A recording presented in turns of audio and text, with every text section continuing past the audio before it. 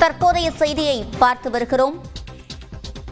தவேகவின் வழக்கில் மதியழகனை சிறப்பு புலனாய்வு குழு 2 நாட்கள் காவலில் எடுத்து விசாரிக்க தற்போது அனுமதி வழங்கப்பட்டிருக்கிறது.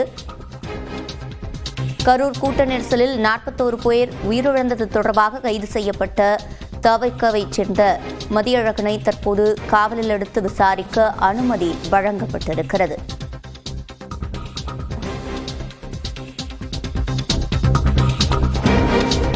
கூடுதல் விவரங்களை செய்தியாளர் கார்த்திகேயனிடம் கேட்கலாம். கார்த்திகேயன், முழுமையான விவரங்கள்.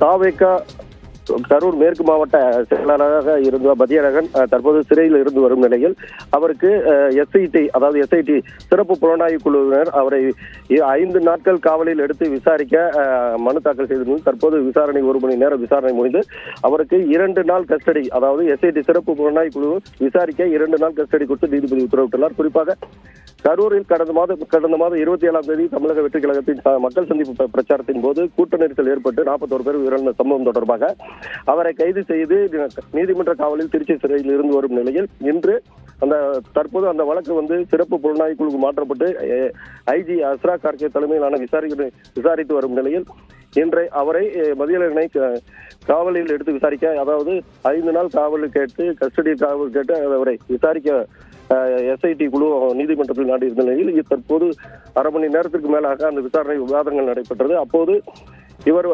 உள்நோக்கத்துடன் நடந்தது மற்றும் ஹெலிகாப் மற்றும் ஜெனரேட்டர் உள்ளிட்ட 3 பிரிவு மீது இவரை தொடர்ந்து விசாரிக்க வேண்டும், எங்களுக்கு முழு தகவல் தேவைப்படுவதால் இவருக்கு கஸ்டடி கேட்டு 5 நாள் விசாரித்தனர்.